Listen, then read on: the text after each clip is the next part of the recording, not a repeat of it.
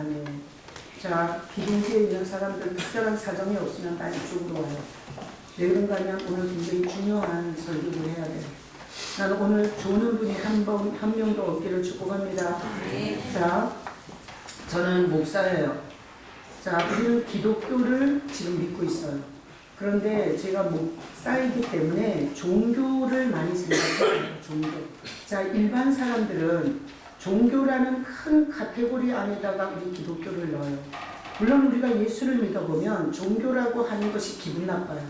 이거는 기독교는 진리지 종교가 아니에요. 그러나 일반 사람들은 종교라는 카테고리 안에 기독교를 넣습니다. 저는 기독교의 목회자예요. 그러다 보니까 종교에 대해서 많은 생각을 하게 돼요. 자, 종교의 공통점이 있어요. 여러분들도 제 설교를 들으면서 한번 종교의 공통점을 생각해 보세요. 종교 많아요, 적어요? 엄청 많아요. 그런데 종교의 공통점이 있어요, 없어요? 있어요. 모든 종교는 다 복을 구하는 거예요. 안 그렇습니까? 우리가 복을 구하지 않는 종교란 있을 수가 없어요. 자, 그러다 보니 모든 종교는 다 복을 구하고 우리는 복을 받아야 살아요? 없어도 살아요? 받아야 살아요. 우리에게는 복을 받는 게 얼마나 처절한 문제인지 몰라요. 우리가 복을 받지 못한 인생이 얼마나 끔찍한지 몰라요. 그러니까 모든 인간은 복이 필요해요. 그러다 보니 종교는 복을 구하는 것이 공통점이고, 그러다 보니 종교들이 굉장히 열심히 복을 구합니다. 그렇죠? 자, 그래서 불교 같은 경우에는 108배 이렇게 완전히 그 절을 108번 하면 이 뱃살이 다 들어간다면서요. 얼마나 힘든지. 무릎이 까지고. 근데 그러면서 108배를 하면서 뭘 하는 거예요? 복을 구하는 거예요. 여러분, 왜 이슬람이 자기 종교에 다른 종교에 대해서 그렇게 살생을 하는 줄 아세요? 엄청나게 잔인한 테러를 해요. 뭐 하려고? 복 받으려고. 왜? 이슬람 교리에 보면 그렇게 자기 이슬람이 아닌 종교를 그렇게 처단하면 자기는 물론 좋은 데 가고, 그리고 천국에 가면 여자를 마음껏 누릴 수 있대요. 원 없이 여자를 준대요. 그리고 자기 자식들과 인생은 엄청난 복을 받는다는 교리가 있어요.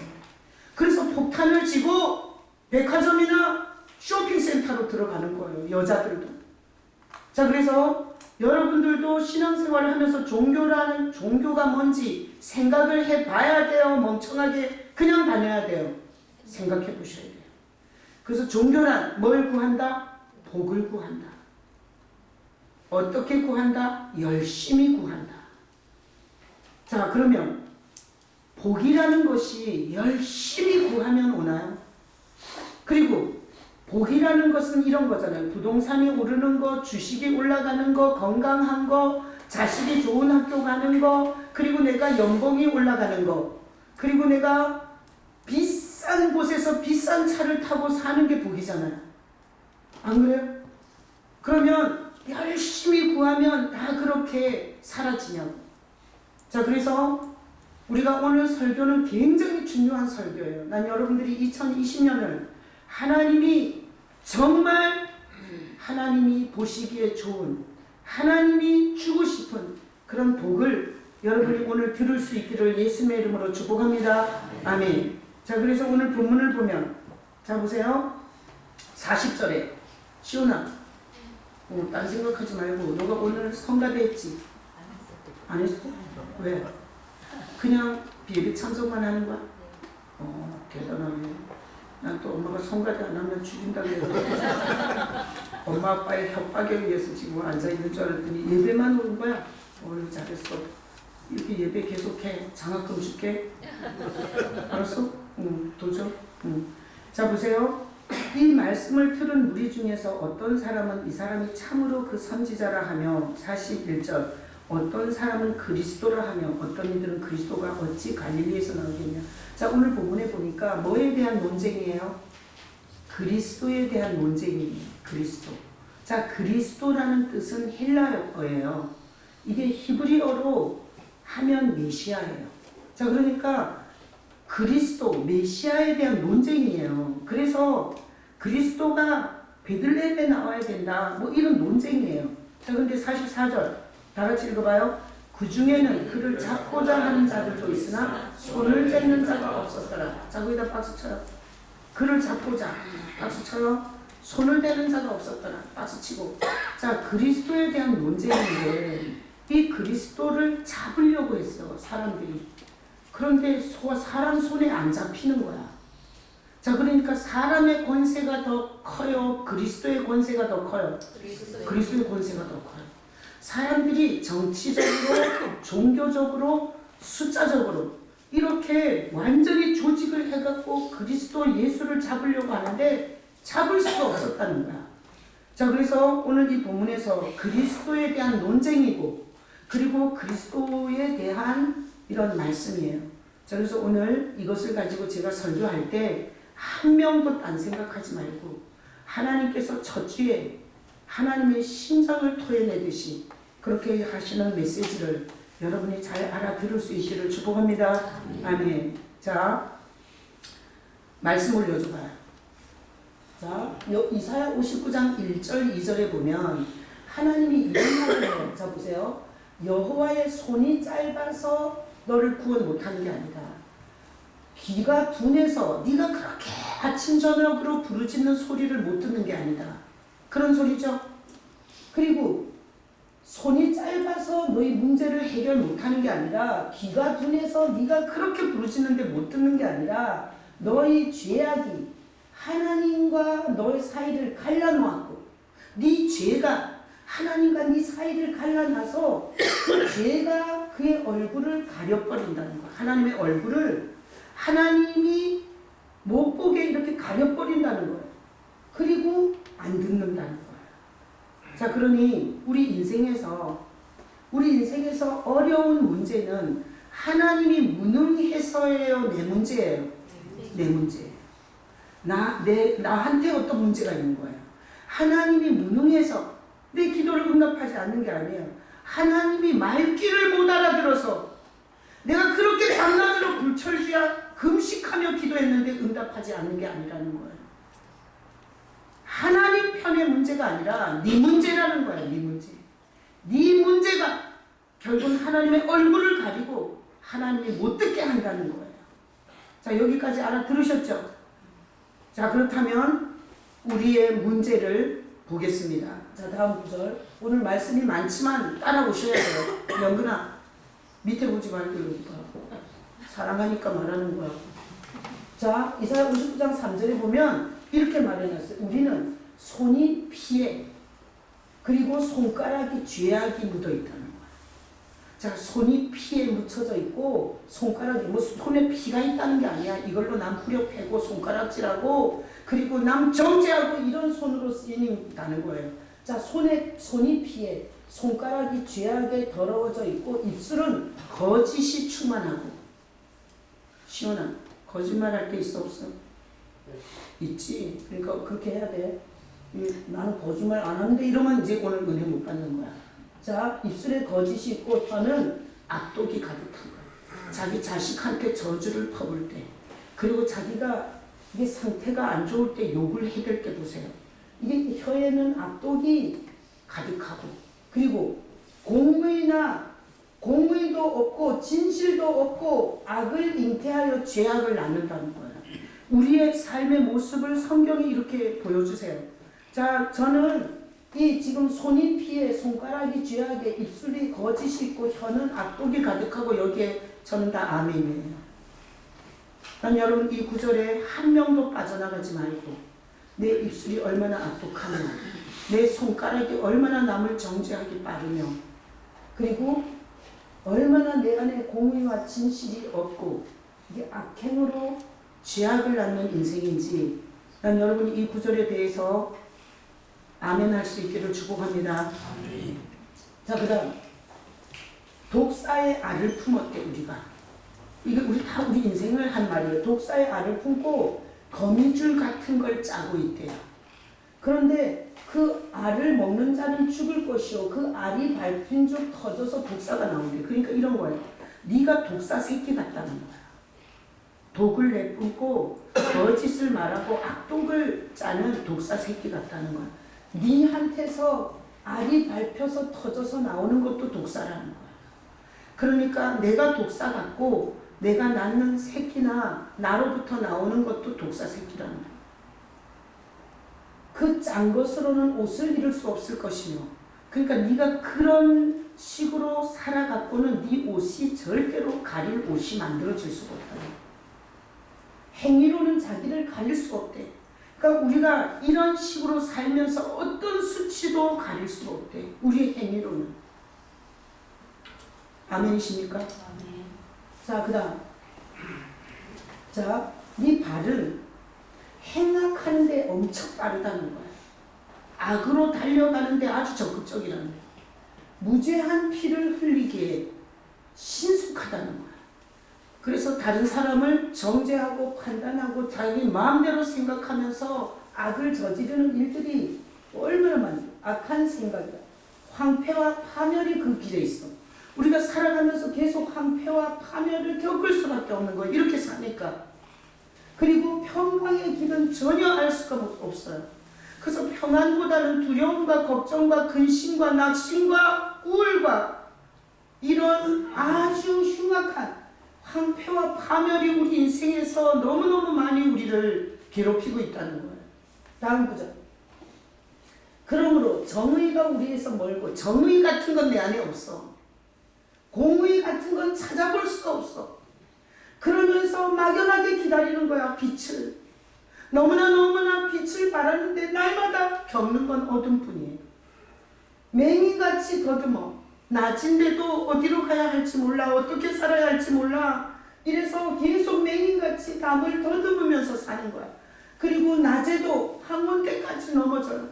해가 떠서 이렇게 벌건 대낮에 말의 실수를 하고 선택의 실수를 해서 결국은 넘어지고 자빠지고, 환한 대낮에도 인생에서 갈지자로 걷고 이랬다 저랬다 형편무인 지경으로 우리가 살아요. 다음 구절. 자, 힘이 있으면 고음이야. 여기 다 가정에 고음들이 있어요. 하여튼 힘 있는 고음은 소리 질러 부르짖어. 고래고래 소리 질러. 애들한테 소리 지르고 마누라한테 소리 지르고. 혹시나 고음이 마누라잖아. 그러면 남편을 향해서 엄청 고래고래 소리 지르고. 고음은, 힘 있는 고음은 부르짖고, 힘이 없는 비둘기는 날마다 당하면서 슬퍼해야 돼. 구원을 바라지만 너무나 멀어. 우리의 허물이, 죄가 우리를 쳐서 증언해. 내가 뭔 말을 하고 뭔 생각을 하고 어디로 싸돌아 다녔는지 내 죄가 다 나를 증언해줘. 우리는 죄악을 우리가 자세하게 알아요. 정지훈 목사는 일주일 동안 어떻게 살았는지 나는 몰라요. 그러나 자기는 자세하게 일주일의 삶의 내용을 알고 있어요. 그래서 죄가 우리를 쳐서 끊임없이 내가 뭔 짓을 했고 뭔 생각을 했고 어떻게 살았는지에 대해서 증언을 해대고요. 그리고 우리는 그 죄악을 자세하게 분명하게 알고 있어요. 다음 보죠. 하나님을 향해서는, 여호와를 향해서는 배반했어요.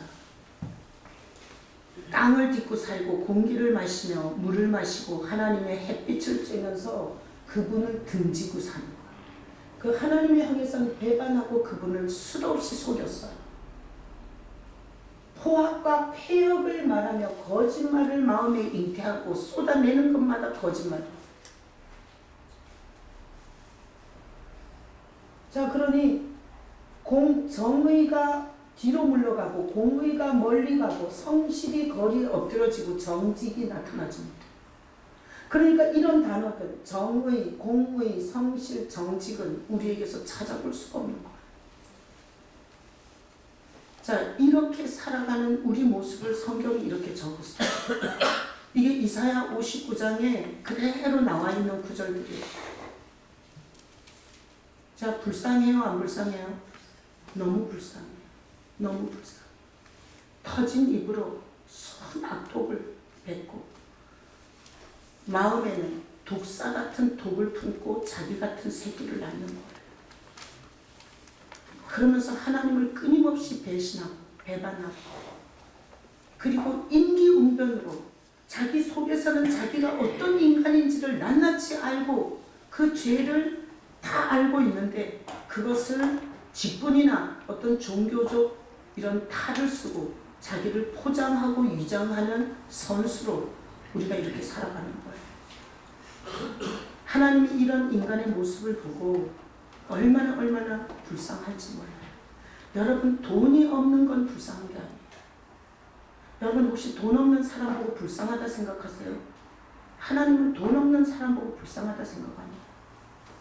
이렇게 터진 입으로 끊임없이 자기의 악을 가리고, 그리고 위선과 거짓으로 임기응변을 하면서 살아가는 인생이 불쌍하고, 하나님은 이런 인생이 너무 불쌍해요. 우리는 내가 얼마나 불쌍한지도 몰라. 내가 뭔 말을 하고 살고, 내가 얼마나 거짓되고, 내가 얼마나 독사의 독을 품은 독사 새끼라는 것도 모르고 사는 거예요. 얼마나 불쌍한지 몰라요. 그래서 이렇게 사는 인간을 주님이 너무 불쌍히 여기세요. 자, 다 같이 보고요. 하나님은 날 보고 불쌍히 여기신다. 너무 불쌍한 거예요. 이것을 끊임없이 해대는 거예요. 이것을 10살 때도 그렇게 살고, 20살 때도 그렇게 살고, 30살 때도 그렇게 살고, 40이 돼도 그렇게 살고, 50이 돼도 그렇게 살고, 60과 70과 80을 그렇게 살다 지옥 가는 거예요. 그러니 하나님이 우리가 나를 보는, 나는 집이 있어, 자식도 있어, 회사도 있어, 연봉이 올랐어, 그래서 나는 행복해 이러는데, 하나님이 보는 인간은 그런 것과 다 상관없이 너무 불쌍한 거예요. 자, 다음 보자. 그래서 하나님이 살피세요. 우리를. 나는 내 걱정 하나도 안 하고, 이 권모술수가 먹힐 때마다 아싸 이게 통했네 이러면서 거짓에 담을 쌓고 사는데, 하나님이 이걸 살펴보시고 하나님이 중재자가 없음을 이상히 여기세요. 이게 뭔가 하면 하나님은 반드시 죄를 형별해야 하나님이세요. 여러분, 지금 대통령이 있죠?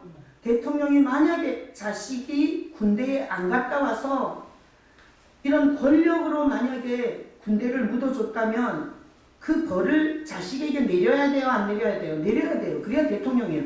한 나라의 대통령이라 하면 죄에 대해서 공의를 가지고 심판을 할 줄 알아야지 대통령이에요. 안 그래요? 그래야 우리나라 질서가 잡히고, 그리고 우리나라가 법치국가가 되는 거예요. 근데 대통령이라는 이유로 자기 새끼를 거짓을 하는데 봐주고, 살인범인데 봐주고 이러면 대통령 자격이 없잖아요. 그러니까 하나님이라 하면 죄에 대해서 반드시 저주와 형벌을 퍼부어야 하나님이세요. 아멘이십니까? 자, 다 같이 고백해요. 하나님이라 하면 죄에 대해서 반드시 형벌해야 된다. 자, 우리가 믿는 하나님이라 하면 죄에 대해서 반드시 형벌하셔야 돼요. 그래서 보니 우리 지금 이사야 59장 1절부터 우리 14절까지 보니 우리는 형벌을 받아야 돼요? 안 받아야 돼요? 어마어마한 형벌을 받아야 돼요. 그죠?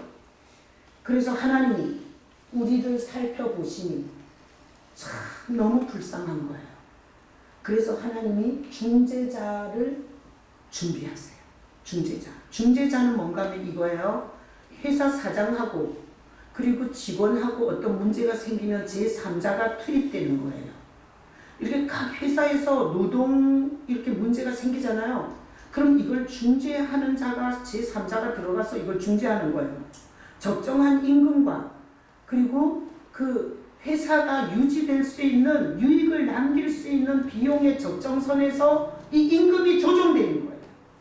무조건 대모한다고 다 올려줄 수가 없어. 왜? 그러면 회사가 망하는데. 그러면 직원들은 직업이 없어지는데. 중재자란 뭐냐? 양쪽 편의 얘기를 들어서 어떤 분쟁 사건을 해결하는 게 중재자예요.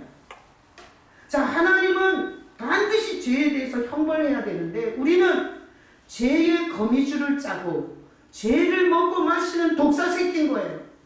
그러니 하나님이 우리를 형벌할 수밖에 없는 거야. 그래서 하나님이 이렇게 사는 인간이 너무나 불쌍해서 뭘 준비해요? 중재자를 준비해요.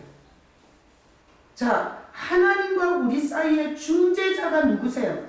예수님이세요. 그래서 스스로 자기 팔로 스스로 구원자 예수를 준비하세요.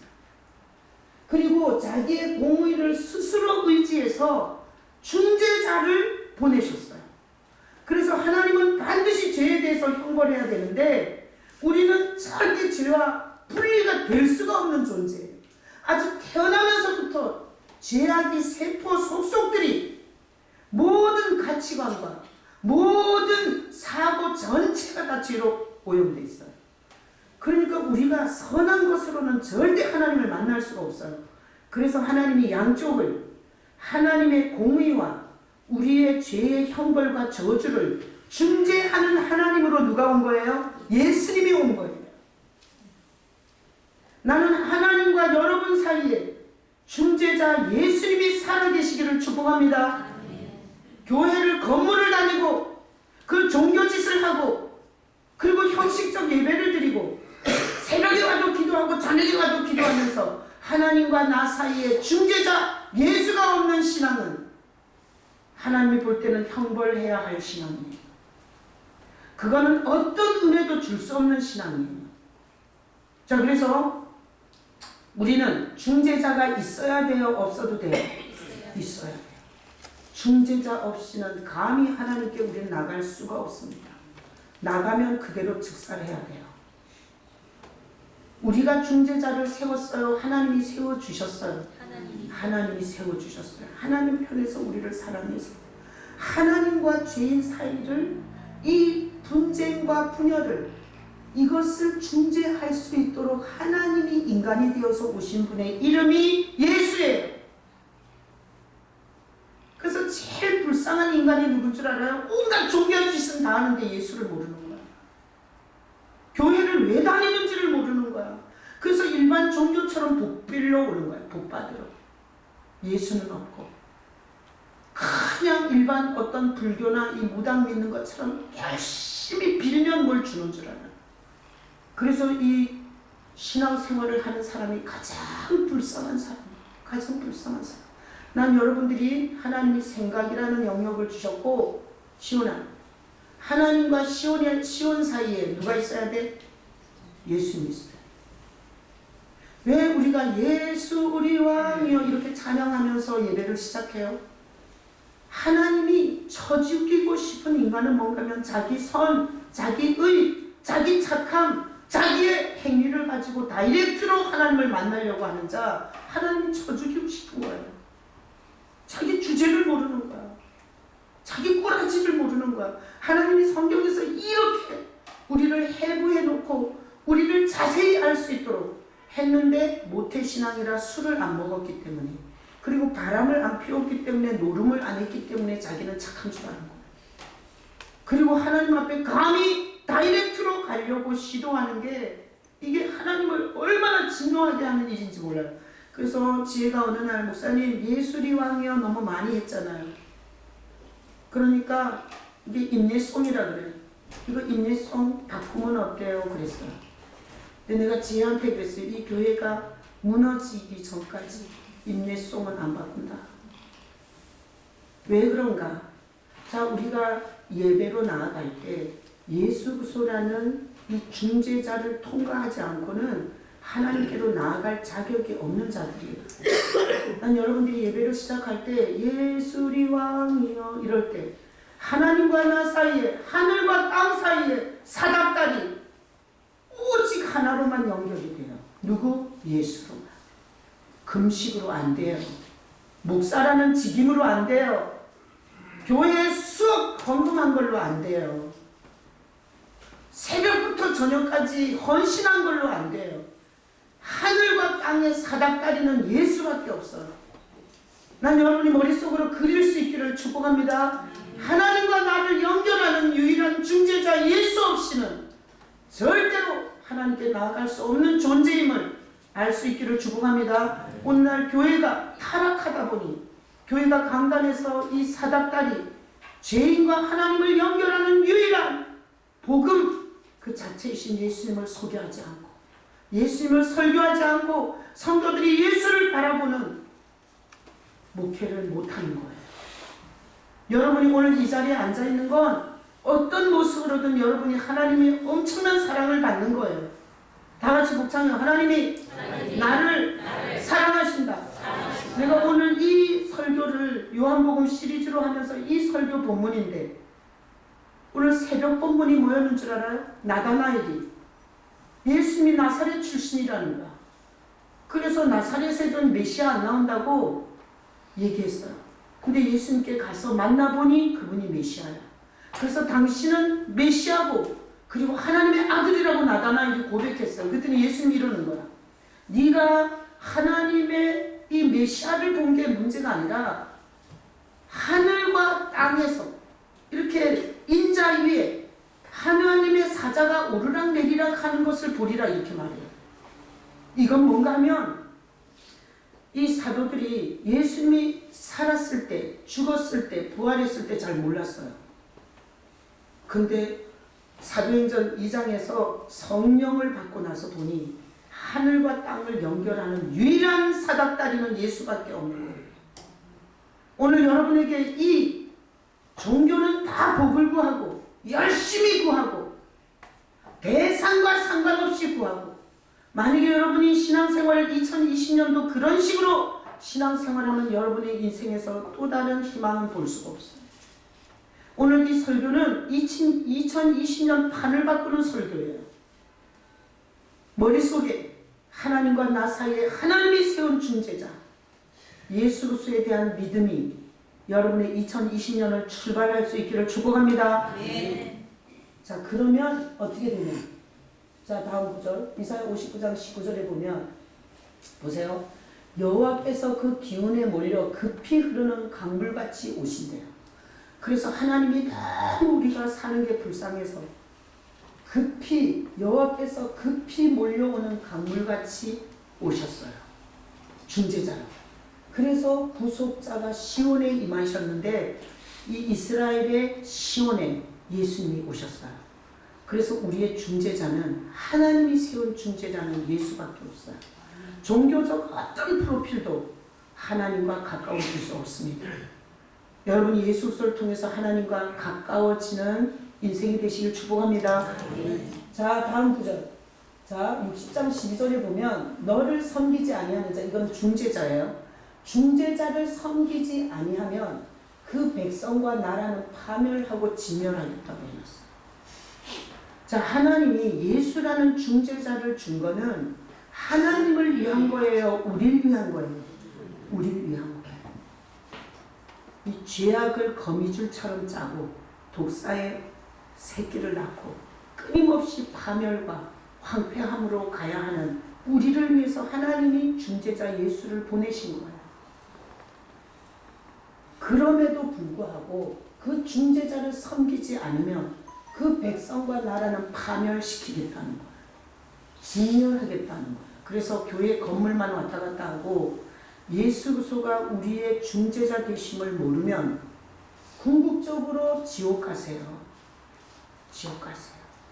하나님은 이 땅에서도 철저하게 파멸하시겠지만 정신을 파멸하고 육체를 파멸하고 가정을 파멸하고 자식을 파멸하고 하나님이 철저하게 파멸할 수 있지만 진짜 무서운 파멸과 진멸은 지옥에 처하는 거예요.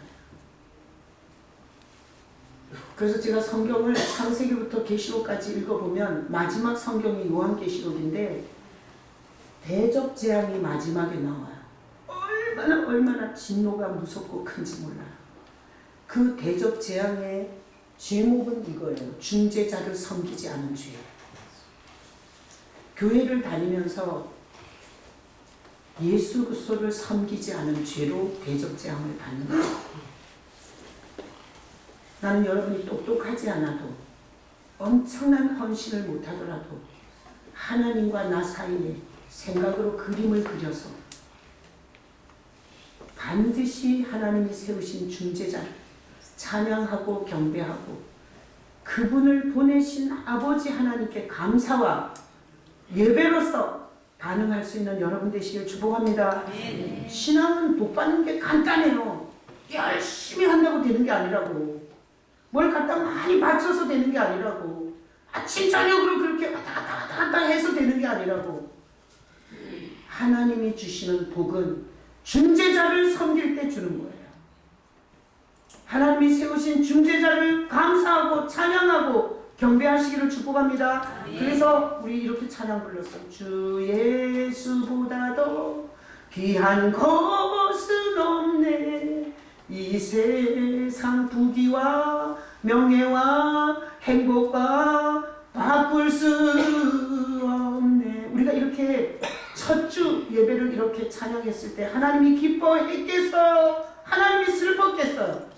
기뻐했을 거예요. 왜? 하나님이 이 불쌍한 죄인을 위해서 세워놓은 중재자, 그분이 우리를 위해서 피를 흘리시고 갈갈이 찢겨서 나귀를 맞고 침뱉음을 뱉으며 시장 사거리에서 온갖 수치를 겪으며 그렇게 우리의 중재자가 되신 예수님을 사랑한다고, 이 세상 행복보다 부귀보다 이 세상 명예보다 사랑한다고 우리가 찬양을 드린 거예요. 여러분, 하나님의 얼굴이 있다면 그 찬양을 드리는 우리를 보고 미소가 떠오르지 않았겠어요? 그래서 2020년은 어떤 신앙? 중재자를 섬기는 신앙. 아멘이십니까? 이걸 뒤집으면 이렇게 되는 거예요. 중재자를 섬기는 백성과 나라는 축복하고 축복하리라. 파멸과 진리의 반대. 자, 우리 영통 오늘이 교회, 그리고 이 교회에 소속한 여러분, 우리 하나님이 인간을 불쌍히 여겨서 세운 중재자, 예수님을 섬기는 교회가 되시기를 축복합니다. 예수님을 섬기고 경배하고 그분이 하신 일을 기억하는 성도로 사시기를 축복합니다. 그러면 지금부터 하나님이 어떤 복을 주시는지를 보는 거예요. 자, 올려줘요. 이사야 60장 18절에 보면 강포한 일이 내 땅에 안 들어올 거예요. 중재자를 섬기는 자. 이게 이사야 59장, 60장, 61장, 62장, 66장까지 오늘 집에 가서 한번 읽어보세요. 하나님이 중재자 예수를 보내고 그를 섬기는 백성과 나라에 얼마나 많은 복을 약속하고 있는지 몰라요. 그러니까 교회가 타락해갖고 중재자가 있음을 기억하고 싶지 않아. 저 귀신처럼 무당처럼 내가 받을 복에만 꽂혀 있는 거예요.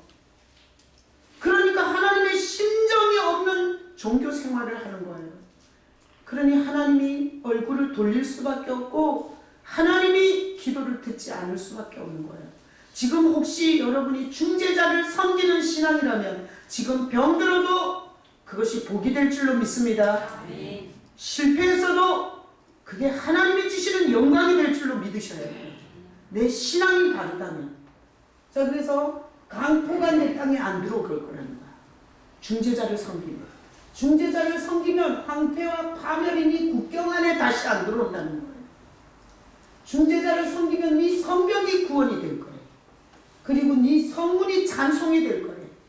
와, 하나님이 59장에서 우리 죄를 낱낱이 선고하시고, 그래서 내가 중재자를 스스로 내가 스스로 중재자를 세우고 중재자를 믿는 자들에게, 그를 의지하는 자에게 이렇게 엄청난 축복을 약속하고 있어요. 강포가 못 들어오게 하겠다. 황폐와 파멸이 못 들어오게 하겠다. 네 성벽이 구원이 되게 해주겠다. 네 성문이 찬송이 되게 해주겠다. 나는 우울증 걸려 자식들도 다 미쳐, 나도 미쳐. 그렇게 살 때 내가 주님을 만나 그 찬송을 정말 많이 불렀어요. 주 안에 있는 나에게, 주 안에 있는 나에게 딴 근심이 있으랴. 4절에 내 주 안에 맺은 언약은 영불변하시니, 그 찬양을 그렇게 불렀어요. 근데 지금 돌아보면 진짜 내 성문을 찬송이 되게 하셔서 일어날 때도 찬송이 나오고 새벽에 예배하러 오면서도 찬송이 나오고 자식을 쳐다봐도 찬송이 나오고. 자, 중재자를 섬기는 자에게 한 약속이에요. 무당처럼 귀신처럼 교회를 왔다 갔다 하는 사람에게 말한 게 아니에요. 여러분 신앙이 어떤 신앙이 되어야 될지를 생각하시고 다음 구절. 다시는 낮에 해가 내 빛이 되지 않고 달도 내 빛이 아니고 여호와가 내 영원한 빛이 되죠. 중재자를 섬기는. 그래서 우리는 낮에도 캄캄한 지옥의 삶을 살아요. 그런데 여호와가 내 영원한 빛이 되고 내 영광이 되줄 겁니다. 중재자를 섬기는 건 얼마나 하나님을 기쁘게 하는 건지 몰라요. 제가 교도소 사역을 해보면 살인범, 도둑놈, 별 제목이 다 있는 사람도 예수님을 사랑하면 얼굴이 천국이 돼요. 내가 이게 연말이 되니까 이 교도소에서 이렇게 편지들이 이렇게 왔어요. 내가 이 교도소에서 편지가 오면 여기다 올려놔요. 왜? 나는 그렇게 아무것도 못해줘요. 근데 이 간절하게 쓴 편지, 이 편지를 주님이 보시고 그 영혼을 기억해 달라고 내가 여기다 이렇게 올려놔요. 뭐라고 썼는 줄 알아요? 자기는 무기수라는 거야. 여러분 갖다가 한번 읽어보시죠. 자기는 무기수라는 거야. 아무 희망도 아무 낙도 없었대. 근데 거기서 주님 만나 자기가 얼마나 부요한 삶을 사는지를 여기다 적어놨어요. 자, 그러니 중재자를 섬기면 하나님이 친히 빛이 돼서 있는 곳이 캄캄한 어두운 감옥이어도 거기서 하나님의 은혜의 빛이 비치는 거예요. 여기서 69평 아파트에서 BMW, 벤츠 이런 거 굴려도 중재자를 모르면 수억의 돈을 갖고도 지옥 그런 지옥이 없는 거예요. 자, 다음 구절. 다시는, 여기 다시는이 계속 나와요. 중재자를 섬기잖아요. 여호와가 내 영원한 빛이 되어서 슬픔의 날이 끝날 거예요. 야, 하나님이 세운 중재자 신앙, 네 안에서 슬픔이 끝날 거예요.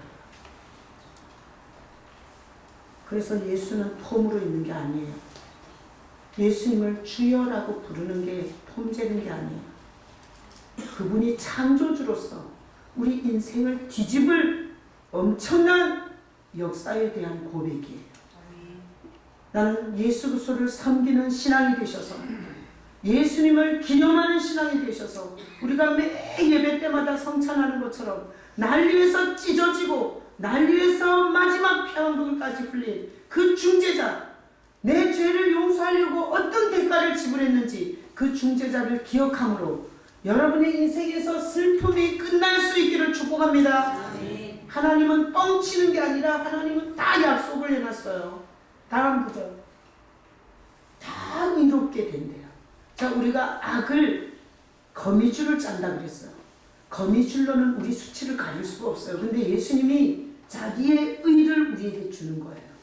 그래서 예수 그리스도의 그 피 뿌린 의는 도둑놈도 살인범도 더럽고 추악한 인간도 다 의롭게 돼요. 하나님이 세우신 중재자를 믿는 신앙이 되시길 축복합니다. 다 의롭게 되죠. 그리고 영원히 땅을 차지하리라. 이거는 네가 죽고 없어지지 않는다는 거예요. 그래서 이렇게 예수 그리스도의 의를 힘입은 자들이 하나님이 준비해 놓으신 천국에 그리고 이 땅이 자, 그 다음에 나의 영광을 나타낼 거예요. 네 인생 전체가 네가 넘어져도 영광이 될 거고 네가 실패해도 영광이 될 거고 네가 하는 모든 것이 영광이 될 거예요. 이걸 중재자를 섬기는 신앙에 하나님이 하신 약속이에요. 그러니까 여러분의 신앙이 지금까지 뭔 신앙이었는지를 생각해 보셔야 돼요. 다음 구절. 이런 구절도 있어요. 작은 자가 천명을 이루겠고 약한 자가 강국을 이룰 것이다. 이 뭔가 하면 네가 굉장히 볼품없다 이거야. 회사에서도 교회에서도 학교에서도 네가 아주 굉장히 볼품없는 작은 자인데 내가 천명을 감당할 수 있게 해주겠다는 거. 또 네가 굉장히 약한데 그 약한 너를 통해서 아주 강한 나라를 세우겠다는 거. 자, 그래서 중재자 대신 예수 그리스도의 생명이 우리에게 들어오면 우리는 작은 작은 것 같지만 세상 사람 1000명을 감당할 수 있어요. 정말 약해 빠져가지고 정말 기생충처럼 남 얻어먹는 신세일 것 같잖아요. 그런데 이 하나님이 세우신 중재자를 믿는 신앙은 오히려 그 약한 자를 통해서 세상의 강한 나라를 부끄럽게 하는 하나님의 큰 역사가 속히 이루리라. 그렇게 해놓고 말겠다는 거예요. 하나님이 전능과 전지를 총동원해서 반드시 이것을 뒤집어 놓고 말겠다는 거예요. 이 하나님의 이 정말 가슴 터질 것 같은 이 약속들이 다 이 중재자를 섬기는 신앙에 붙어 있는 거예요. 그리고 우리가 교회를 뭘 하러 다니는지 누굴 믿으러 다니는지도 모르고 그냥 맹목적으로 열심히 하면 맨날 하나님이 내 기도 안 들어주는 것 같고, 그리고 하나님이 없는 것 같고, 하나님이 뭔가 재수 없는 일만 나한테 다 세려 붙는 것 같고, 이렇게 오해를 하게 되는 거예요. 자, 2020년에 여러분이 예수 그리스도에 대한 신앙, 하나님이 보내신 예수 그리스도에 대한 섬김, 이런 것으로 분명하게 자기 신앙을 출발할 수 있기를 축복합니다. 자, 그 다음 62장에 보면 네가 여호와의 손에 아름다운 관이 될 거예요. 그리고 왕관이 될 거예요. 왕이 관을 쓰잖아요. 그럼 빛이 나요. 그게 얼마나 돋보이는지 몰라요. 근데 네가 하나님의 왕관이 될 거예요. 세상이 쳐다보면서 온갖 영광을 다 네를 통해서 볼 거예요. 그리고 이제 보면은 네 땅은 원래 황무지였지만 헵시바, 그리고 뷸라, 이게 뭔가 하면 헵시바는 기뻐하는 땅이 될 거라. 그리고 뷸라는 결혼한 것 같은 땅이 될 거라. 자, 우리가 결혼을 하면 여자를 옷을 입혀주고 밥을 먹여주고 그리고 모든 돈을 벌어다 그 여자한테 상납을 해요. 그런 것처럼 네가 하나님과 결혼한 것처럼 돼서 하나님이 너를 적극적으로 돌보고 그리고 아름답게 해주고 하나님이 줄 수 있는 모든 것을 다 결혼한 관계처럼 주겠대. 자, 그러니 예수 없는 신앙생활을 주정이처럼 하는 것처럼 비극은 없는 거예요. 나는 오늘 우리가 부른 것처럼 주 예수보다 귀한 것은 없니. 이 세상 부귀와 행복과 명예와 바꿀 수 없네. 이것이 1년 내내 여러분의 가슴에서 나올 수 있기를 축복합니다. 자, 다음 구절. 자, 보세요. 65장 16절에 보면 이런 말이 있어요. 이게 구약인데, 이러므로 땅에서 자기를 위하여 복을 구하는 복 받고 싶냐? 이러는 거야. 복 받고 싶냐? 너 다른 종교처럼 그렇게 108배 하면서 그렇게 무릎이 까지도록 복 받고 싶냐? 그러면 땅에서 자기를 위해 복을 구하는 자는 진리의 하나님을 향하여 복을 구하는 거예요. 이게 이사야 65장에 나와 있는데, 신약에 와서 진리가 뭐예요? 진리가 예수님이 자기를 이렇게 말해요. 내가 길이요 진리요 생명이다. 그러니까 구약적으로 봤을 때 복을 구하는 자는 예수님을 향하여 복을 구하는 그런 거죠. 그러니까 우리가 이런 거예요. 예수 하면 왜 하나님 얘기는 안 하지? 예수가 하나님이라고. 예수가 우리 죄인의 죄를 가리는 하나님이라고. 예수님이 모든 가장 좋은 약속을 우리에게 이루어지게 하는 하나님이시라고. 그러니까 진리의 하나님을 향해서 네가 복을 구하라는 거야. 왜 이게 중요하냐? 예수님이 우리 죄의 저주와 형벌을 십자가에서 가져가셨어요. 우리 운명은 저주고 형벌이고 심판이에요. 근데 예수님께 가면 당신의 피로 저주와 형벌과 심판을 거두고 우리에게 복을 주는 거예요. 그래서 신앙생활을 아무리 수십 년 열심히 해도 교회들을 엄청 많이 밟았어도 예수님이 중재자라는 걸 모르고 그분을 향해서 예배할 줄도 찬양할 줄도 헌신할 줄도 모르잖아요. 그러면 복 자체가 없어요. 복하고는 뜬 자예요. 에서처럼. 자, 땅에서 맹세하는 자는 진리의 하나님으로 맹세하리니 이전 환난이 잊어졌고 내 눈앞에 숨겨졌습니다. 그러니까 결국은 진리의 하나님으로 기도하는 거예요. 그래서 우리가 우리가 예수 그리스도의 이름으로 기도하는 거예요. 자, 기도를 예수 그리스도의 이름으로 하면 뭐 하겠어요? 성경에 보면 주여 주여 하는 자마다 다 천국에 이를 것이다니요 내 뜻대로 행하는 자라야 들어가리라 그랬으니, 우리가 예수님이 살아계신 예수님을 믿는 신앙이 아니라면 그거는 입술의 고백일 뿐인 거예요. 그리고 개념일 뿐이에요. 제가 파키스탄에 지금 현지 사역자들 세미나를 가는데, 주님이 파키스탄에 가기 전에 저한테 자꾸 감동하는 게 이거예요. 개념을 믿고 있는 거다. 개념을. 자기가 지금까지 들은 지식을 믿고 있는 거다. 나는 개념이 아니다. 나는 지식이 아니라 나는 인격이다. 나는 살아있다. 이거를 얼마나 강조하시는지 몰라요. 제가 이렇게 간다 그러니까 윤문 집사님이 휴가를 일주일을 냈어요. 그리고 나서 그 다음날 자기가 가고 싶어 하던 회사에서 좋은 조건으로 출근하라고 연락이 왔어요. 그래서 2월 달부터 출근하라고. 그래서 파키스탄 갔다 와서 출근하겠다 그랬더니 좋다고 그랬다는 거예요. 그래서 지금 다니는 회사에다가 사표를 낸 거예요.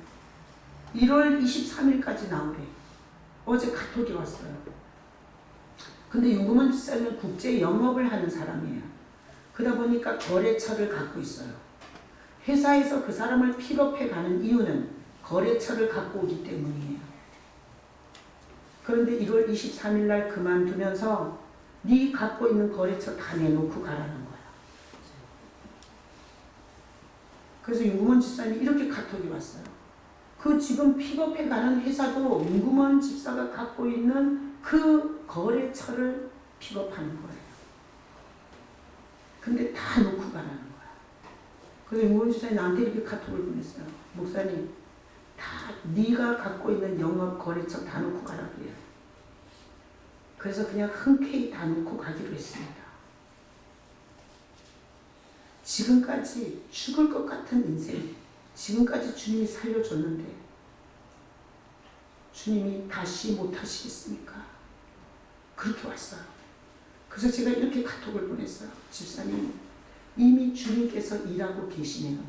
여러분, 그런 생각, 우리는 부동산 하나 그거 놓으면 망하는 줄 알고 개떠듯 떨고 살잖아요. 근데 그렇게 자기가 이렇게 회사에서 데려가는 그 몸값인 그것을 그렇게 일생 자기가 쌓은 거잖아요. 근데 그걸 포기하기 쉬워요? 그런 마음은 절대 인간은 못해요. 그거 놓으면 죽는 줄 알거든요. 근데 그거를 달라는 대로 다 주고 나오겠다는 거예요. 그건 이미 주님이 개입한 거예요. 생각에. 그래서 제가 이렇게 카톡을 보냈어요. 집사님, 주님이 이미 일하고 계시네요. 이삭이 블레셋 땅에 들어갔어요. 흉년이 들어가고. 그래서 이삭이 먹고 살려고 블레셋 땅에 들어갔는데 우물을 파면 아비멜렉 왕이 뺏어갔어요. 우물만 파면 뺏어갔어요. 근데 이삭은 파고 줬어 그냥. 그리고 다른 데를 팠어요. 또 물이 나왔어요. 또 뺏겼어요.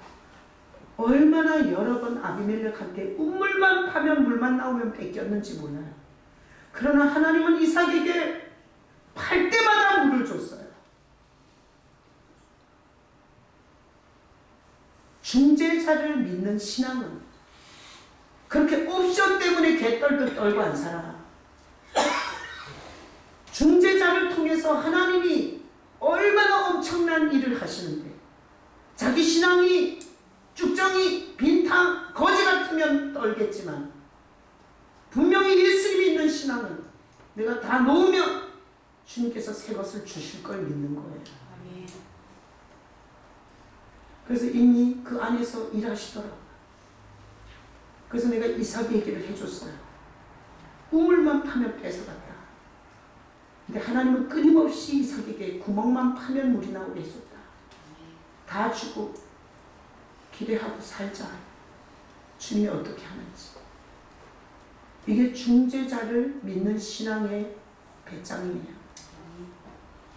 난 여러분이 2020년은 그냥 앞뒤로 흔들면서 복달라는 신앙이 아니라 하나님께서 나도 내 신세를 모르고 그리고 자기가 얼마나 처참하고 불쌍한 신생지 자체를 모르는 우리에게 하나님이 스스로 세워주신 중재자, 그분을 듣게 하셨고 그분을 믿게 하셨고 그분과 의논하고 살게 하셨고 그분을 사랑하게 하신 그 하나님의 은혜를 생각하면서 여러분이 2020년을 살 때 난 하나님의 나라를 위해서 먼저 시간도 물질도 난 여러분들이 먼저 할 수 있는 백장이 있기를 바랍니다.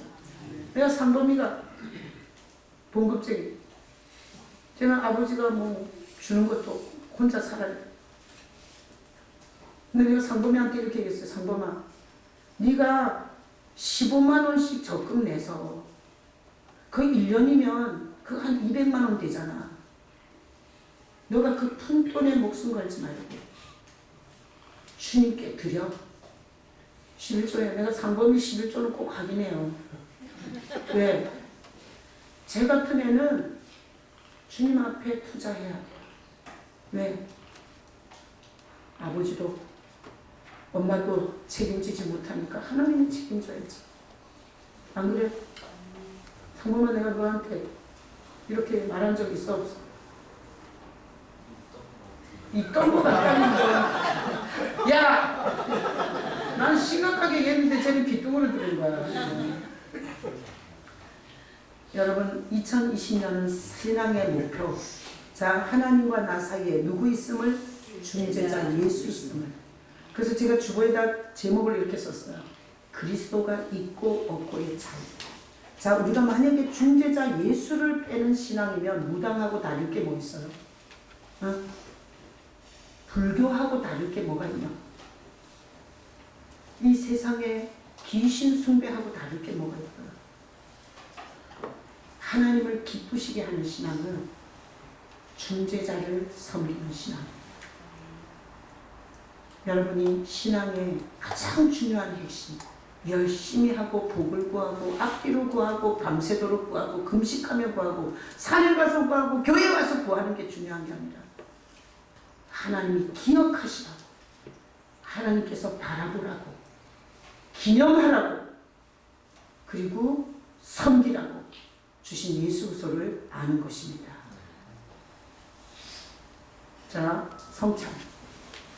성찬 왜 해요? 혹시나 무당 같은 신앙, 귀신 같은